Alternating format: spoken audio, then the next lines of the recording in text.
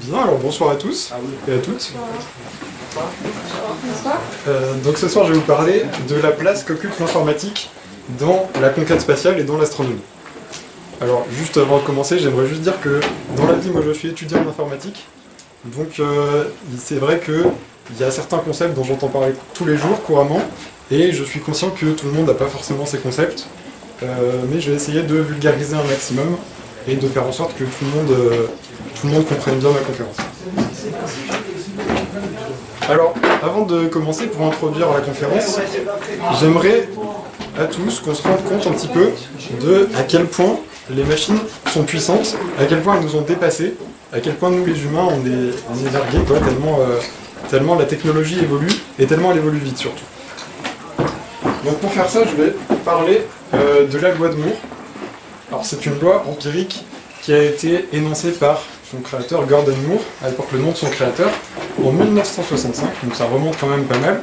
C'est pour vous dire à quel point le personnage était visionnaire pour son époque. Et d'ailleurs il est aussi cofondateur d'Intel. Voilà, c'est une petite entreprise américaine d'électronique. Et donc ce Gordon Moore a dit en 1965 que le nombre de transistors dans les circuits intégrés double à peu près tous les 2 ans. Alors je vais expliquer un peu les termes. Les transistors, c'est la brique élémentaire en fait dans les circuits intégrés qui permet de faire des opérations avec des 1 et des 0. Donc je ne vais pas rentrer dans les détails de comment ça fonctionne, mais en gros, plus il y en a, plus l'ordinateur va être puissant, plus il va être capable d'effectuer de calculs par seconde. Et les circuits intégrés, eh bien, c'est tout simplement les puces. Donc c'est les cerveaux de nos ordinateurs, c'est là que sont opérés tous les calculs que fait un ordinateur. Vous savez qu'un ordinateur, en fait, c'est ni plus ni moins qu'une grosse calculatrice qui fait des calculs avec de la mémoire.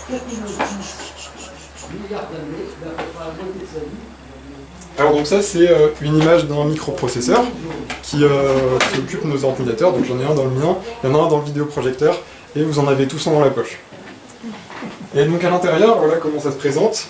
Donc ça, c'est une image moderne d'un processeur moderne, et en fait, dessous, il y a énormément de petits transistors.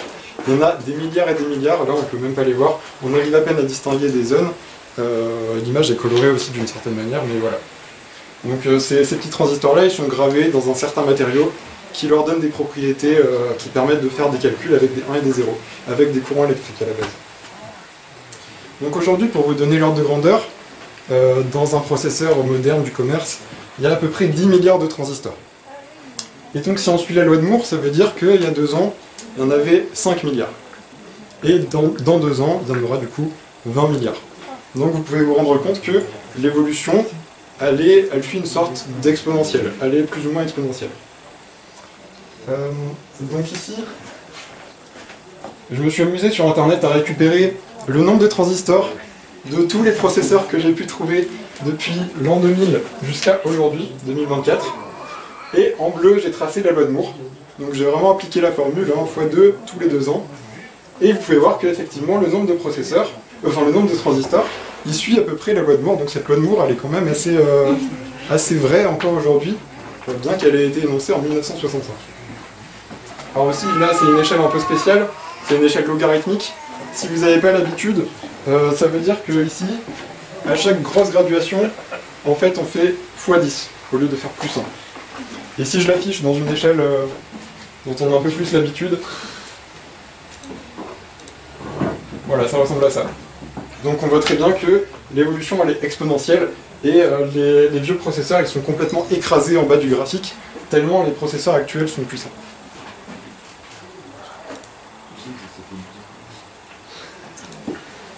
Hop. Alors voilà le plan que je vais suivre pour ma conférence. D'abord j'ai parlé de l'informatique dans l'astronomie. Donc là on va globalement parler de données. Vous savez que les données aujourd'hui c'est la ressource la plus importante de notre siècle. Donc je vais expliquer comment en astronomie on récolte des données, comment on les traite et comment on peut en tirer des conclusions. Et dans une deuxième partie je vais parler de l'exploration spatiale, donc de comment les ordinateurs et l'informatique a permis la conquête spatiale. Et inversement, comment la conquête spatiale a fait évoluer l'informatique. Alors première partie, l'informatique dans l'astronomie. Déjà on va parler de comment on observe l'univers et voilà, comment l'informatique nous permet de récolter des données sur notre univers. Alors, comme toutes les sciences, l'astronomie a été bouleversée par la révolution informatique, hein, et aujourd'hui c'est l'une des sciences qui crée et qui consomme le plus de données. Alors là j'ai mis quelques chiffres, je vais faire en sorte que ça parle à tout le monde. Donc aujourd'hui l'astronomie ça représente 100 téraoctets de données par jour. Pour vous donner une idée, si vous voyez un petit peu, un téraoctet c'est quelque chose qu'on peut avoir à l'échelle d'une personne. Moi là sur mon PC j'ai 2 téraoctets et je suis tranquille pour stocker mes photos. Un téraoctet c'est 1000 gigaoctets hein, bien sûr. Donc ça vous voyez un petit peu par rapport à vos forfaits téléphone, je pense que ça parle un petit peu. Et si ça vous parle pas, si vous êtes de la vieille école, un téraoctet c'est 2 millions de livres. Donc là 100 téraoctets par jour, l'astronomie, juste l'astronomie dans le monde, ça correspond à 200 millions de livres.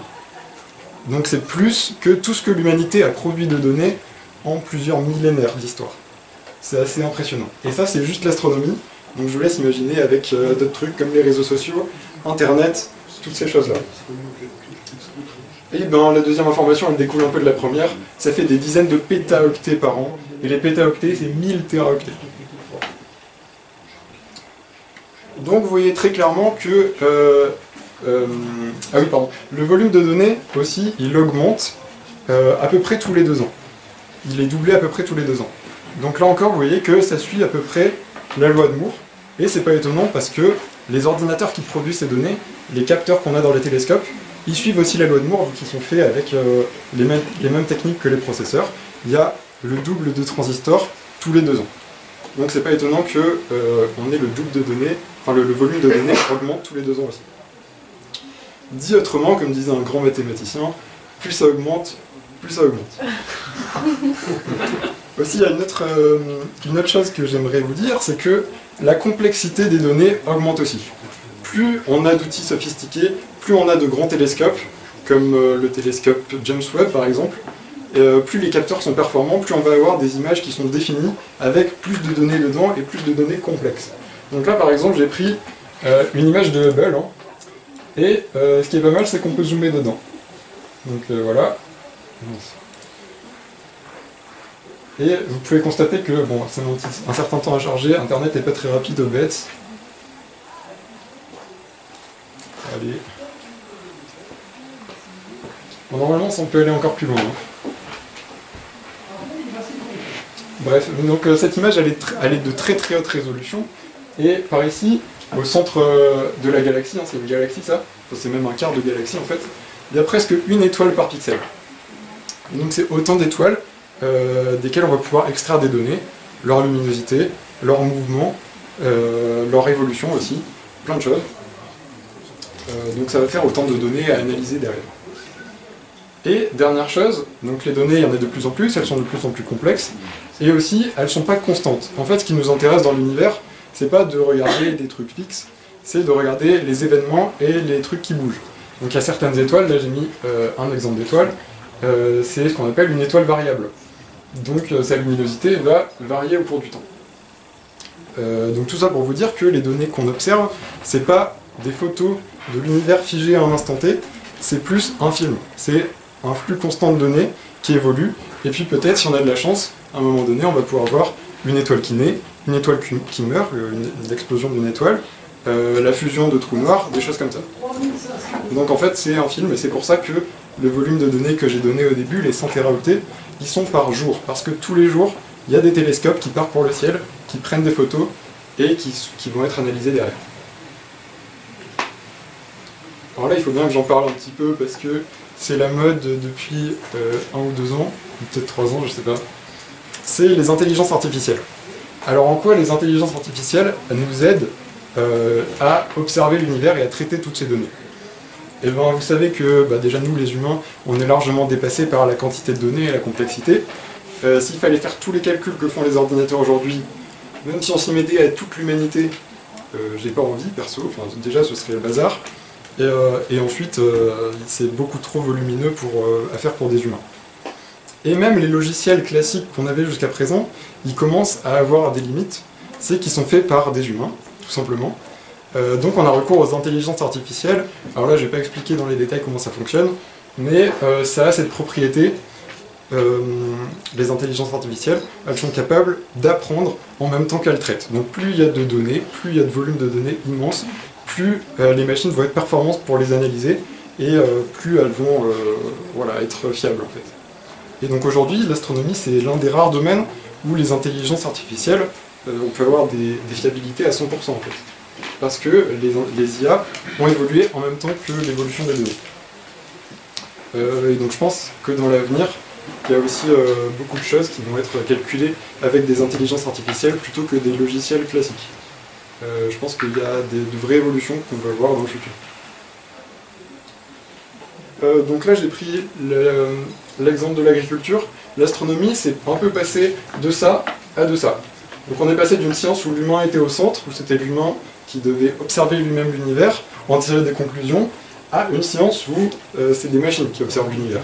C'est des machines qui traitent toutes ces données, et l'humain il est juste là en fait pour guider les machines dans la bonne direction et écrire les papiers scientifiques à la fin, les conclusions.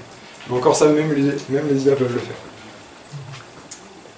Deuxième sous-partie, je vais vous expliquer un petit peu comment on fait aujourd'hui pour tirer des conclusions de toutes ces données, comment on arrive à comprendre les phénomènes de notre univers. Depuis des siècles, depuis qu'on fait de la science un peu rigoureusement, on utilise un truc qui s'appelle la méthode scientifique. Vous en avez peut-être déjà entendu parler, je crois on apprend ça au collège à peu près. Donc ça consiste à émettre des hypothèses, à une question qu'on se pose, des hypothèses qui tentent de répondre à la question, et ensuite on va faire une batterie d'expériences qui vont valider ou invalider nos hypothèses jusqu'à ce qu'on trouve l'hypothèse qui colle à la réalité, et à ce moment-là ça deviendra la théorie. Donc c'est une méthode qui marche très bien pour des trucs sur la Terre. Par exemple, si vous voulez tester qu'un antibiotique va détruire une telle bactérie, vous faites votre petite culture de bactéries, vous mettez une goutte d'antibiotique, et à la fin de la journée, vous avez votre résultat. Est-ce que ça marche? Oui ou non? Voilà. Mais si on prend par exemple une galaxie, comment on peut faire l'expérience? Une galaxie, ça nous dépasse à tous les niveaux. C'est sur des échelles qu'on a du mal à appréhender, parce qu'elles sont complètement détachées de ce qu'on a l'habitude de voir. Une galaxie, c'est immense déjà. Il faut des dizaines de milliers d'années pour que la lumière la traverse. Du coup, des milliers d'années, ouais, c'est ça. C'est donc sur des échelles d'espace qui sont immenses, des échelles de temps aussi, on parle de centaines de millions d'années, de milliards d'années, et on n'a pas tout ce temps, on ne peut pas créer une galaxie en laboratoire. C'est pas possible. Donc, là, c'est vraiment l'exemple historique. En 1961, il y a des chercheurs qui ont eu l'idée de créer une sorte de laboratoire virtuel et de simuler une galaxie à l'intérieur. Et donc c'est cet exemple qu'on a poursuivi, et aujourd'hui on utilise des simulations pour faire nos expériences de la méthode scientifique. Ouais, donc là c'est vraiment le début du début. Hein. En 1961, il n'y avait même pas d'écran. Là en fait ce qu'on voit c'est des slides de papier qui déroulent à toute vitesse et ça fait un film.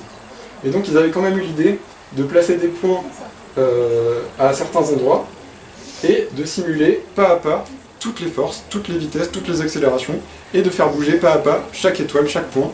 Et à la fin, je vais le laisser un peu tourner, à la fin on va voir que effectivement ça ressemble à peu près à une galaxie, et donc c'est comme ça qu'on a pu tirer les premières conclusions sur la formation des galaxies. Voilà, donc là plus ça va, plus on va voir apparaître des sortes de bras autour, etc.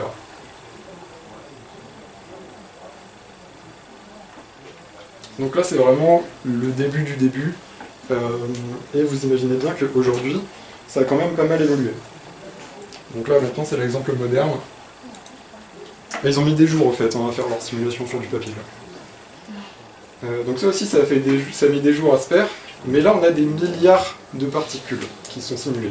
C'est exactement le même principe, il y a des points, on les voit même pas tellement ils sont petits, il y a juste des couleurs pour la densité.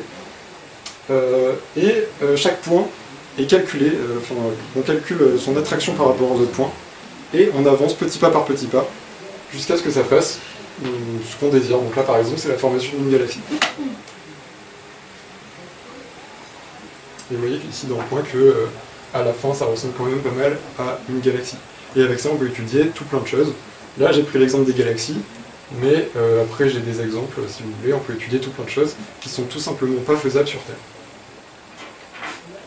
Terre. Donc en fait on a complètement retravaillé notre méthode scientifique, Maintenant, on se pose toujours des questions, on émet toujours des hypothèses, mais cette fois-ci, elles sont testées dans des simulations, pas dans la vie réelle. Et dans des simulations, on a le luxe de pouvoir modifier tous les paramètres. Si la gravité ne nous plaît pas, on change la gravité, il ne faut pas faire ça. Mais on peut par exemple accélérer les échelles de temps. Ou alors on peut faire des choses immenses parce que dans un ordinateur, les nombres, il n'y a virtuellement pas de limite. On peut aller jusqu'à... Donc là, je vais vous montrer des petits exemples que j'ai trouvés. C'est une simulation pareille de la formation de la Lune. Donc vous le savez peut-être, la Lune a été créée à une époque où il y avait deux astres sur la même orbite que la Terre, et à un moment donné, ils se sont rencontrés. Donc on a fait cette simulation, et avant cette simulation-là, on n'était pas forcément capable d'appréhender la taille de l'astre qui a percuté la Terre, et tous les paramètres, son angle d'arrivée, etc. Voilà, la NASA a fait ça récemment, et ça explique comment la Lune s'est formée. Donc là j'ai pris l'exemple de galaxies tout à l'heure, mais ça peut être des choses tout autres, comme ça. Ensuite, là c'est un petit simulateur de système solaire que j'ai fait. Donc c'est comme tout à l'heure avec les points et la galaxie, mais à mon échelle. C'est-à-dire que j'ai simulé le Soleil, chaque planète, et la force de chaque planète est calculée à chaque fois. Et comme je disais, on peut modifier tous les paramètres. Donc là par exemple, je fais avancer le temps plus vite. Et voilà.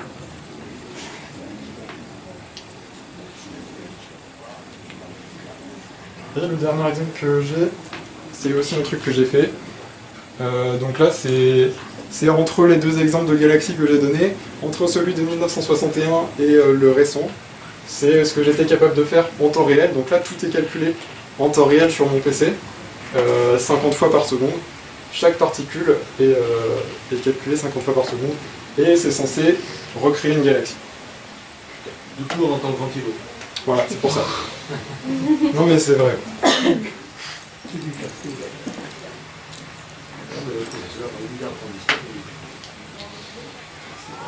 Est-ce que, c'est à peu près le milieu de la conférence, est-ce que vous avez des questions? Ok, je vous ai pas perdu, ça va. Donc deuxième partie, on va parler maintenant de la place de l'informatique dans l'exploration spatiale. Donc tout d'abord, je vais parler de l'histoire conjointe de l'informatique et de la conquête spatiale, parce que effectivement, dans le passé, on peut voir que l'informatique et l'exploration spatiale, ça a un peu évolué en même temps, et l'un a un peu permis l'autre, et inversement. Alors, il faut savoir que depuis qu'on envoie des choses dans l'espace, c'est pas quelque chose qu'on fait à la va-vite, dans un garage. Il faut énormément de calculs en amont de la mission et pendant la mission. Donc là, j'ai mis vraiment le strict minimum. Il faut calculer les trajectoires, il faut faire des calculs de mécanique orbitale, c'est très chiant. Des calculs pour la communication, dynamique de vol, navigation, correction de trajectoire, encore de la communication pendant le vol. Donc tout ça, c'est extrêmement intensif. Et au début, les premières missions spatiales, tout ça a été calculé à la main. À la NASA, c'était surtout des femmes, qu'on appelait les calculatrices, qui calculaient tous ces paramètres-là pour les missions habitées ou pas de la NASA. Alors je vais commencer par le début de l'exploration spatiale. Ça c'est la fusée V2, qui a malheureusement été utilisée par la Wehrmacht pendant la guerre en tant que missile en fait. Mais je vais commencer par là parce que c'est quand même le premier engin qui aurait été capable d'atteindre l'espace si on avait voulu l'utiliser correctement. Et à côté j'ai mis le matériel qui était embarqué à l'intérieur et qui permettait de le contrôler. Donc c'est pas ce que j'appellerais un ordinateur, c'est tout simplement du matériel qui est électronique, hein, c'est des composants électroniques qui sont agencés d'une certaine manière pour faire des calculs en quelque sorte avec des courants électriques. Mais c'est juste quelque chose qui est là pour par exemple corriger la trajectoire. Si la fusée dévie un petit peu à droite, hop, ça la recentre à gauche. Ou par exemple il y a un chronomètre, au bout de X secondes après le décollage, on coupe tel truc, tel moteur. Donc c'est pas encore quelque chose que j'appellerais d'ordinateur, ça effectue des calculs malgré tout, mais ça n'a pas vraiment conscience de son environnement. Si par exemple il y a un problème, l'électronique lui fait juste des calculs avec des courants électriques, donc finalement il n'y a pas vraiment de conscience des problèmes, il n'y a pas de sécurité ni rien. J'avance un petit peu dans le temps et maintenant on va parler du programme Apollo, donc le programme qui a permis aux hommes d'atteindre la Lune en 1969 pour la première fois. Et là, on est sur un matériel qui est révolutionnaire pour l'époque. Ce programme a fait avancer la technologie à une vitesse fulgurante. Donc là, par exemple, j'ai mis l'ordinateur qui était embarqué pour la descente du module lunaire. Et cet ordinateur est une révolution vraiment à lui tout seul. C'est-à-dire que là, tous les jours, on s'en rend pas compte, mais en fait, on utilise des briques technologiques qui ont été débloquées à ce moment-là pour aller sur la Lune. Alors ça déjà, c'est le code source de l'ordinateur. Oui, c'était une autre époque, on écrivait sur du papier. Et la madame qui est là, c'est celle qui a supervisé la programmation de cet ordinateur. Donc cet ordinateur, il est révolutionnaire à plusieurs niveaux. Déjà, il est extrêmement compact. Il faut savoir qu'à l'époque, les ordinateurs, ça tenait dans des hangars. On n'avait aucun souci de l'espace, parce que c'était utilisé principalement par la NASA et l'armée. Dans les deux cas, c'était pour envoyer des fusées ou des missiles. Et donc, les ordinateurs étaient tellement grands que on s'en foutait un peu, quoi. Si on avait besoin d'un hangar pour abriter l'ordinateur, on construisait un hangar. Mais là, il s'agit d'un module qui va aller sur la Lune, donc on va peut-être pas emmener en hangar tout de suite. Donc l'ordinateur a été extrêmement compact de ce côté-là. Il a utilisé pour la première fois les fameux transistors dont j'ai parlé au début. Ensuite, son programme, il pèse 32 kilooctets. Je ne sais pas si on se rend compte à quel point c'est peu, un programme de 32 kilooctets.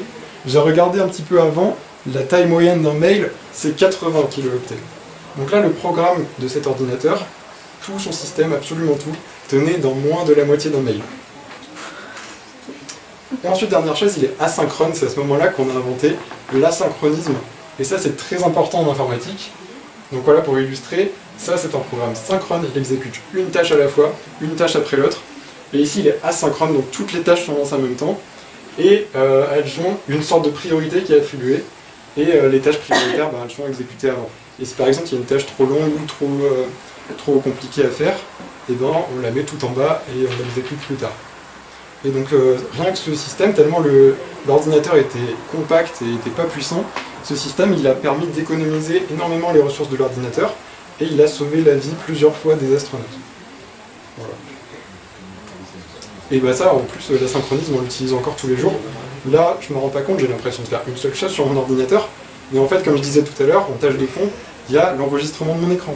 Il y a un petit programme qui check si j'ai un nouveau mail, pour me montrer une notification.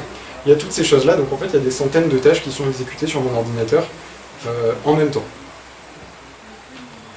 Ensuite, j'ai parlé un peu de la robotique dans l'espace, parce que c'est quand même important. C'est la première chose qu'on a envoyée. Voilà le premier satellite qu'on a envoyé en orbite terrestre, les soviétiques, qui s'appelle Sputnik.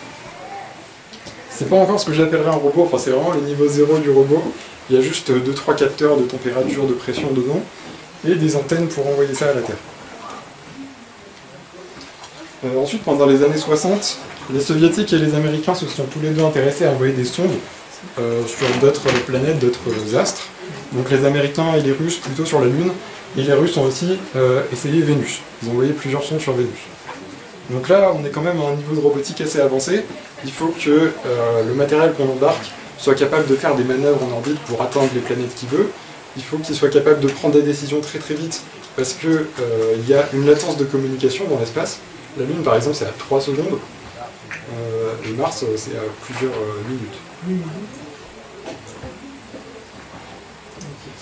Ensuite, j'ai parlé un peu des sondes Voyager, donc j'en reparlerai aussi plus tard dans la conférence. C'est 2 sondes jumelles qui ont été envoyées pour explorer le système solaire lointain. Là, on n'était jamais allé. Ils sont passés à côté de Saturne, de Jupiter, d'Uranus, de Neptune. Non, peut-être pas Neptune, je sais pas. Bref.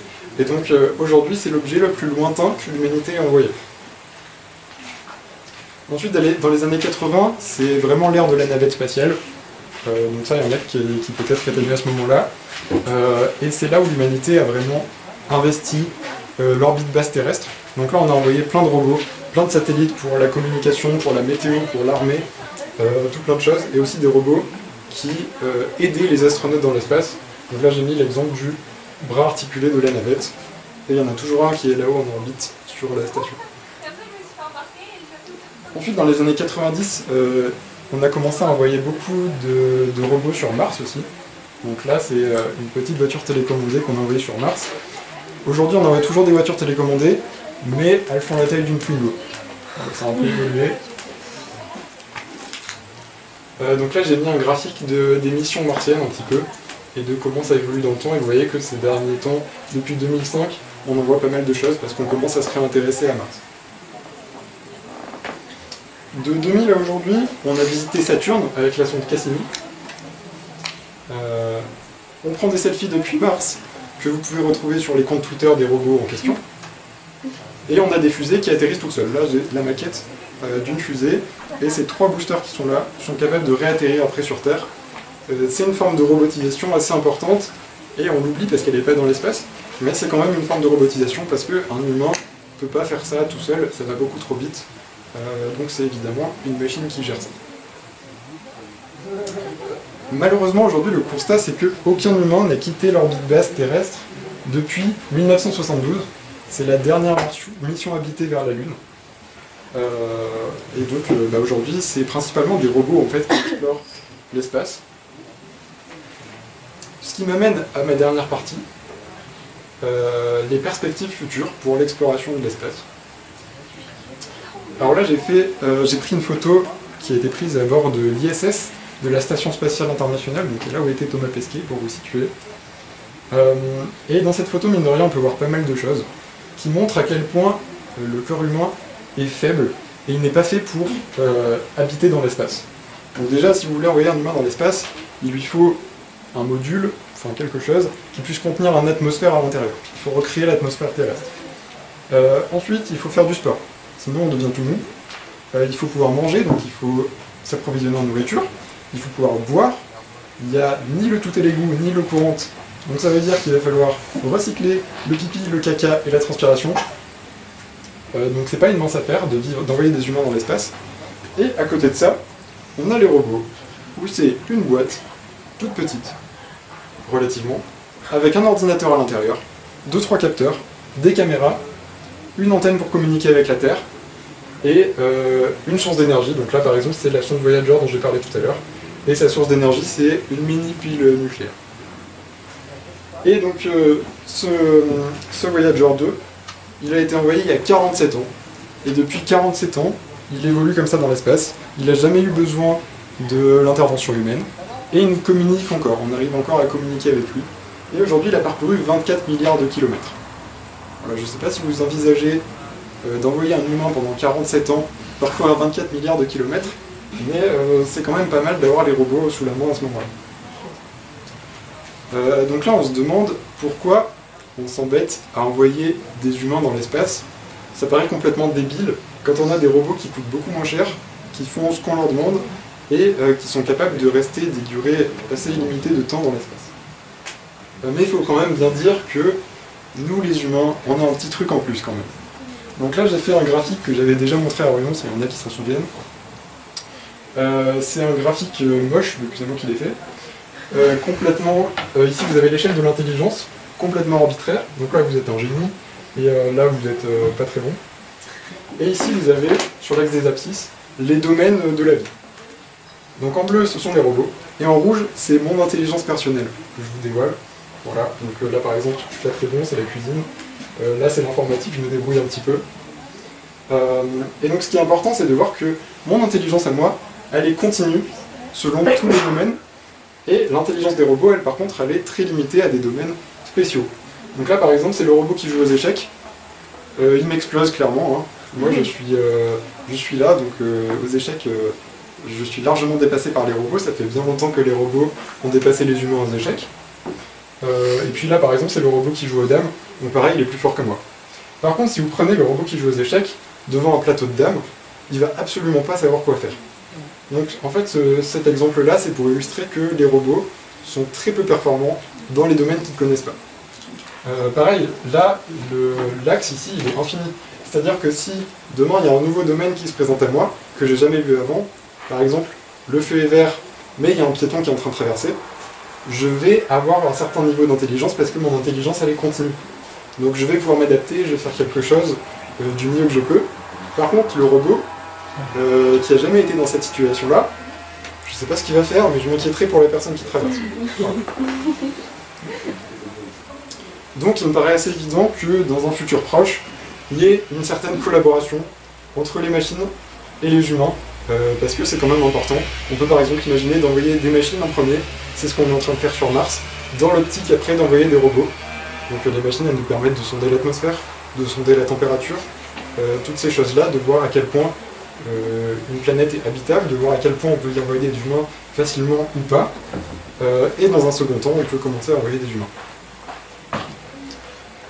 Et ensuite, dans un futur lointain, alors là, j'envisage, enfin c'est un peu sujet à l'imagination, mais si on suit la loi de Moore dont j'ai parlé au début, on peut aisément imaginer que eh bien, l'informatique va évoluer, les machines vont être de plus en plus performantes, et peut-être que les machines vont être capables d'effectuer des missions de plusieurs siècles vers des planètes qu'on ne connaît pas. C'est totalement envisageable, et j'espère que ça se passera comme ça, parce que envoyer des humains vers des planètes qui sont très lointaines en dehors de notre système solaire, c'est quelque chose qui est assez hors de portée pour l'instant. On peut imaginer beaucoup de choses, mais ça reste hors de portée d'envoyer des humains pour des missions de plusieurs siècles dans des vaisseaux. C'est assez hors de portée pour l'instant. Donc voilà où je pense que les machines vont nous aider dans le futur. J'ai fini ma conférence, merci pour votre attention.